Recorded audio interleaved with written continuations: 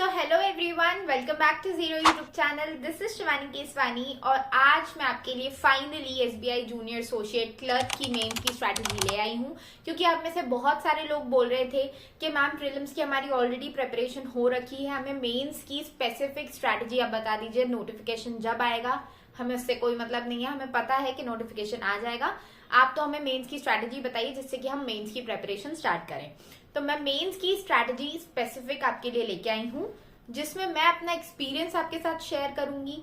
112 number मेरे आए थे और आप जब कट ऑफ्स देखेंगे लास्ट ईयर की तो आपको ये मिलेगा कि 80 से 90 तक कट ऑफ्स जाती हैं और 112 मैं लेके आई हूँ, मतलब काफी अच्छा मैंने स्कोर किया था।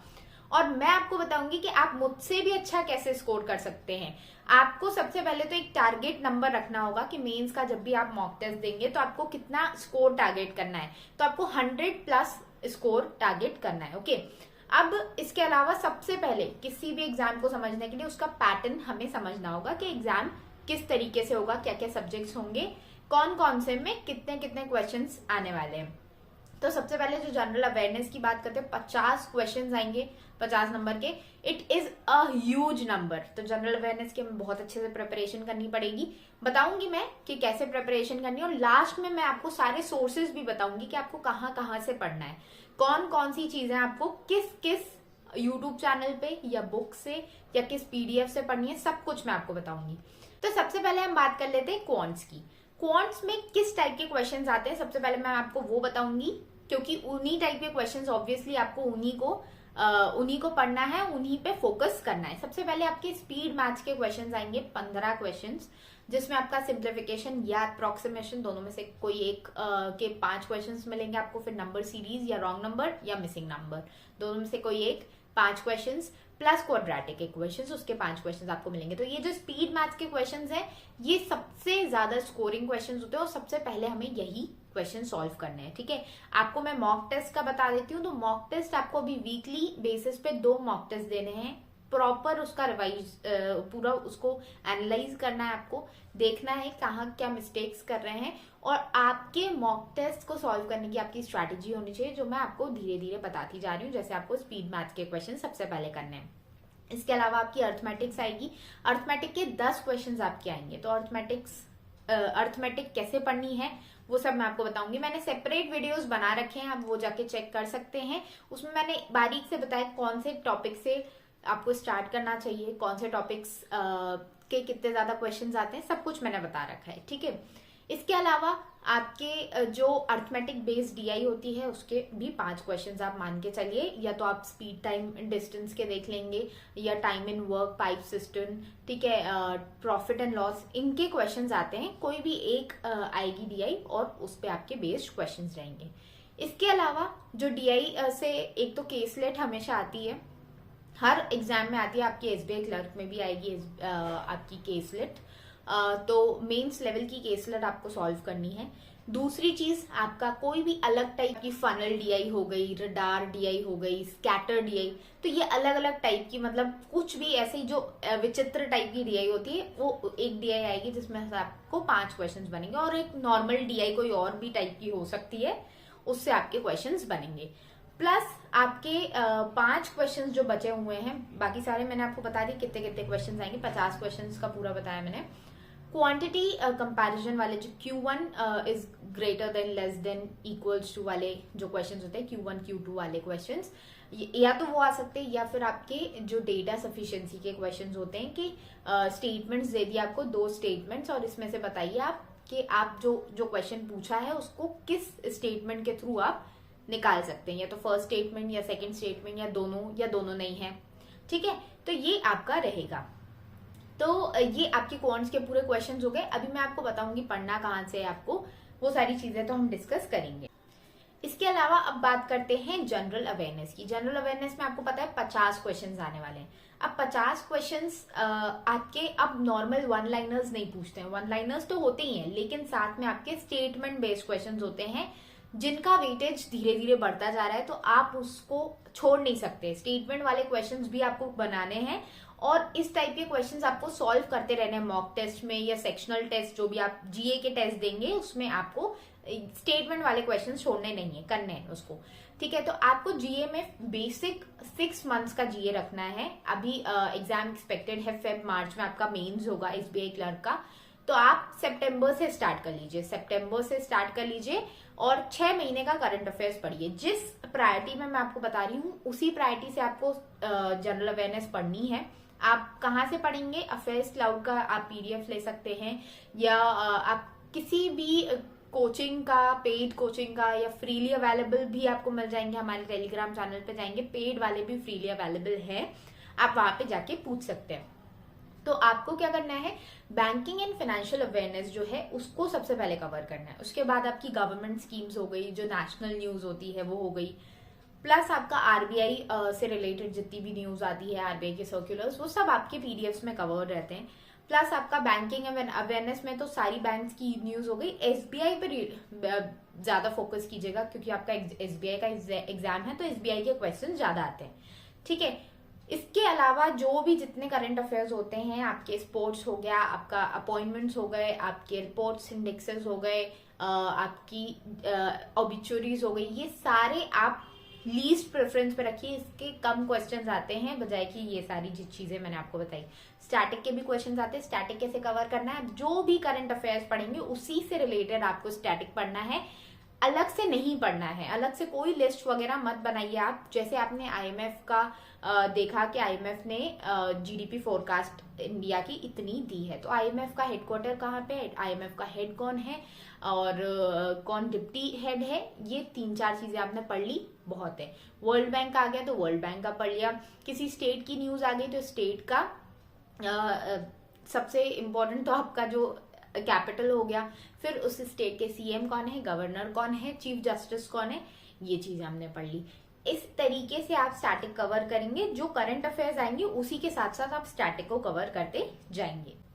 अब बात कर लेते हैं इंग्लिश की। तो इंग्लिश में आपको पता है it is all about comprehension, मतलब पूरा का पूरा कॉम्प्रिहेंशन। आपका जितना ज्यादा अंडरस्टैंडिंग डेवलप्ड है, आप सारे टाइप के क्वेश्चंस कर पाएंगे। बीट आरसी, आपका रीडिंग कॉम्प्रिहेंशन हो गया, या फिर आपके एरर्स हो गए, सेंटेंस रीअरेंजमेंट हो गया, रिप्लेसमेंट हो गया, सेंटेंस कंप्लीजन जो क्वेश्चंस मेंस में बनते हैं आपके, ठीक है। फिर आपका सेंटेंस समराइज करने के लिए भी दिया जाता है कि एक क्वेश्चन में आपको स्टेटमेंट दे दिया, कौन सा ऑप्शन उसको करेक्टली समराइज कर पा रहा है।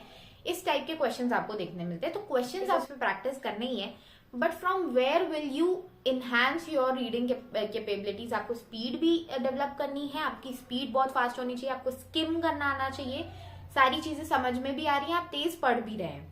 दूसरी चीज, आपका कॉम्प्रिहेंशन भी इंक्रीज होना चाहिए। तो उसके लिए आपको मैं हमेशा बोलती हूँ एडिटोरियल्स रीड कीजिए। एडिटोरियल्स में भी मेंस के लिए आप कौन सा एडिटोरियल चूज करेंगे, बिजनेस स्टैंडर्ड का चूज कीजिए या फिर इंडियन एक्सप्रेस लीजिए। उसमें भी वो जो बड़े वाले एडिटोरियल्स होते हैं, 2 एडिटोरियल्स आप वो वाले पढ़ेंगे और लेंथ में पढ़िए, जल्दी जल्दी पढ़िए, ठीक है। और खुद में समराइज करने की कोशिश कीजिए, अच्छा ये वाला जो एडिटोरियल है ये बोलना चाहता है, ठीक है। छोटे वाले एडिटोरियल्स बाद में भी पढ़ सकते हैं, पहले लॉन्ग वाले एडिटोरियल्स पढ़िए क्योंकि उसमें एनर्जी ज्यादा लगती है। तो पहले आप वो पढ़ लेंगे तो पहले संतुष्ट हो जाएंगे, ठीक है, आप अब सिर्फ छोटे छोटे वाले एडिटोरियल्स पढ़े हैं वो पढ़ लेंगे।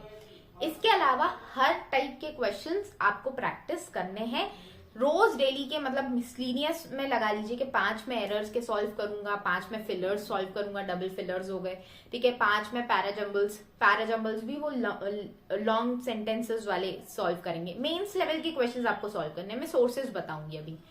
इसके अलावा आ जाते हैं रीजनिंग पे। तो रीजनिंग में देखिए आपके पजल्स जो होंगे वो मेजोरिटी आपकी पजल्स की रहेगी। तो पजल्स आपको ज्यादा से ज्यादा सॉल्व करने हैं। पजल्स देखो इनिशियली आपको बहुत टाइम लगेगा पजल सॉल्व करने में, चाहे वो मेंस लेवल के पजल्स हो चाहे मेंस लेवल की डीआई हो, आपको इनिशियली टाइम लगेगा। हो सकता है आपको आधा घंटा लग जाए, पौन घंटा लग जाए, या पूरा 1 घंटा लग जाए एक क्वेश्चन में। दैट्स ट्रू, मैं जब पढ़ती थी तो मुझे भी टाइम लगता था।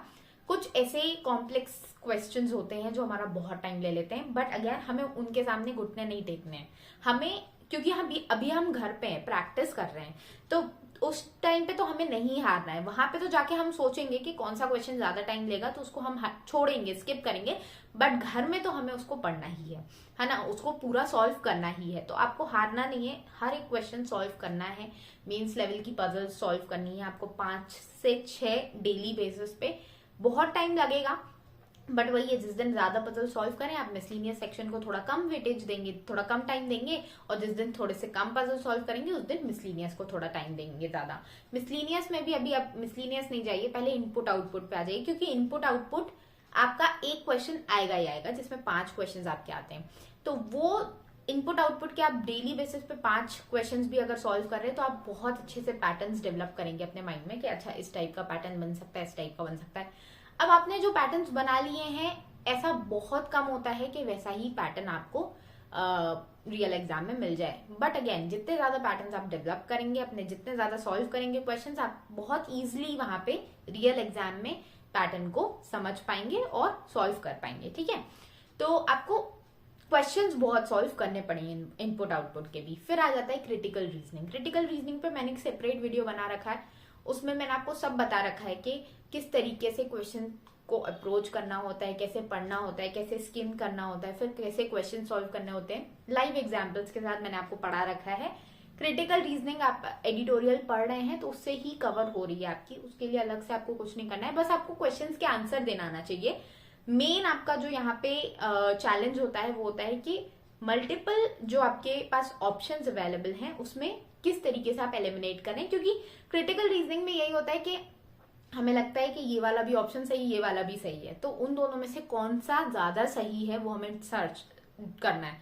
तो जितने ज्यादा क्वेश्चन हम सॉल्व करेंगे उतनी ज्यादा माइंड में क्लैरिटी आएगी कि अच्छा इस तरीके से सॉल्व किया जाता है। बाकी फिर भी कुछ ना कुछ ऐसे क्वेश्चंस होते हैं जो बहुत कॉम्प्लेक्स होते हैं, उनको हमें छोड़ देना है। ठीक है, जिसमें हम रियल राइट आंसर तक पहुंच ही नहीं पा रहे हैं उनको हमें छोड़ देना है। हालांकि आपके एसबीआई क्लर्क मेंस में इतने हाई लेवल के क्वेश्चंस नहीं पूछे जाते हैं। Last but not the least आपका मिसलीनियस सेक्शन, क्योंकि उसमें आपको जब आप रियल एग्जामिनेशन में बैठेंगे या मॉक टेस्ट देंगे तो आपको मिसलीनियस सेक्शन से ही स्टार्ट करना है। इधर इनपुट आउटपुट से कर सकते हैं आप, या फिर मिसलीनियस सेक्शन से स्टार्ट कीजिए। मिसलीनियस सेक्शन में आपको आप पहले तो इन्वर्टेड वाला या रिवर्स बोल लीजिए, आप रिवर्स से लॉग्स आएंगे, रिवर्स इनइक्वालिटीज आएंगे। ये दोनों जो क्वेश्चन है बहुत इंपॉर्टेंट है। अभी कुछ एग्जाम्स में देखा जा रहा है, मैंने जब रिव्यूज वगैरह लिए थे तो ये टाइप के क्वेश्चंस कम कर दे रहे हैं वो, और कॉम्प्लेक्स वाले क्वेश्चंस की जो अमाउंट है वो बढ़ा दे रहे हैं। तो आपको डरना नहीं, घबराना नहीं, प्रैक्टिस सबकी करके जानी। हमें नहीं पता है कि एसबीआई क्लर्क मेंस में किस टाइप का क्वेश्चन पेपर आ जाए, तो हमें सब कुछ प्रैक्टिस करना है। इसलिए हमें ये जो रिवर्स लॉग्स होते हैं, रिवर्स आपके इनइक्वालिटीज हो गए, उन पे प्रैक्टिस करनी है। ब्लड रिलेशन पे पजल्स आ जाते हैं तो वो बहुत कॉम्प्लेक्स होते हैं, अगर आप उनको सॉल्व कर पा रहे हैं घर पे तो ही आप रिस्क लीजिए रियल एग्जामिनेशन में उसको सॉल्व करने की। मैं हमेशा उसको हटा देती हूँ, क्योंकि वो एट दी एंड बहुत टाइम ले लेते हैं और सॉल्व भी नहीं होते। फिर हमें लगता है कि यार इतना टाइम दे दिया, अब इसको सॉल्व करना पड़ेगा, तो वो दिमाग में इतना ज्यादा हैवी लेना ही क्यों जब दूसरे क्वेश्चंस है हमारे पास सॉल्व करने के लिए। कमी तो है नहीं क्वेश्चंस की। फिर आपके डायरेक्शन डिस्टेंस के तो थोड़े बहुत कॉम्प्लेक्स क्वेश्चंस आते हैं डायरेक्शन डिस्टेंस के, वो भी कई बार ज्यादा कॉम्प्लेक्स आ जाएं तो उनको नहीं टच करना है। तो ये मिसलीनियस सेक्शन हो गया आपका। आपका अल्फा न्यूमेरिक से कुछ कॉम्प्लेक्स क्वेश्चंस आ सकते हैं मेंस लेवल के, इन क्वेश्चंस को आपको सॉल्व करना है। अब मैं आपको सोर्सेज बता देती हूँ। इंग्लिश में तो मैंने आपको बता दिया, एडिटोरियल पढ़ना है आपको, एडिटोरियल बिजनेस स्टैंडर्ड या इंडियन एक्सप्रेस पढ़ लीजिए आप। हिंदू भी पढ़ सकते हैं, कोई दिक्कत नहीं है।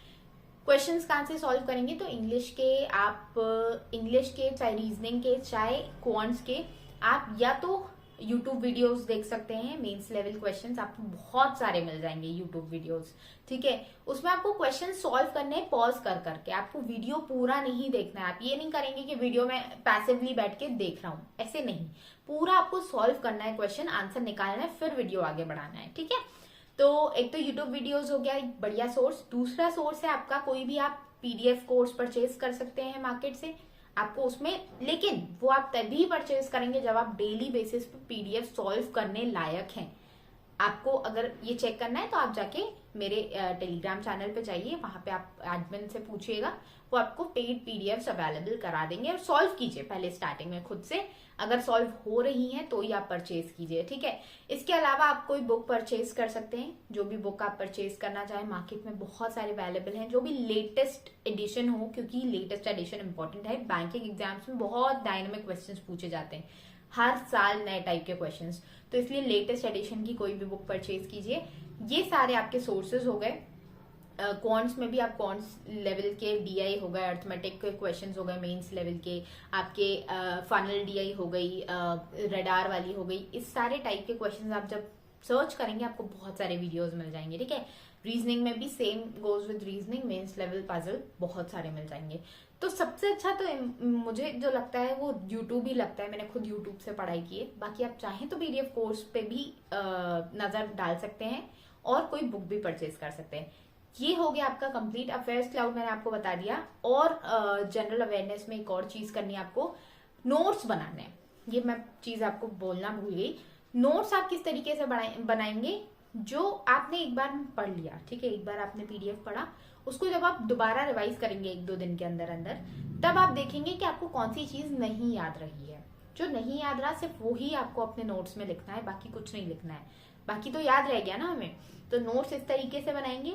प्लस आपको क्विजेस भी देने हैं। क्विजेस आप चाहे अफेयर्स क्लाउड के दें, चाहे प्रैक्टिस मॉक के दें, बहुत सारी अवेलेबल हैं। आप जितने ऐप्स डाउनलोड करेंगे सब पे डेली क्विजेस आपको मिल जाएंगे, वीकली क्विजेस मिल जाएंगे, मंथली भी मिल जाएंगे। तो आप वहां से जाके क्विजेस दें, जितने ज्यादा क्विजेस दे सकते हैं, क्योंकि वही है कि आप क्विजेस देंगे तो आपको रिटेंशन आपका इंक्रीज होगा। बजाय के पैसिव रीड करते रहेंगे तो उतना ज्यादा रिटेंशन नहीं होता है। तो उसको क्विजेस से आप फिर से और ज्यादा स्ट्रेंथन करिए। ये आपका पूरा कंप्लीट वीडियो हो गया। मैंने अच्छे से आपको सारी चीजें बता दी हैं। आई होप आपको समझ में आ गई होगी। बाकी मिलते हैं नेक्स्ट वीडियो में। कोई भी दिक्कत है, कोई भी कंफ्यूजन अभी भी बचा है वीडियो देखने के बाद, तो आप मुझे कमेंट सेक्शन में बताइए। बाकी मिलते हैं नेक्स्ट वीडियो में, तब तक के लिए टेक केयर, बाय बाय।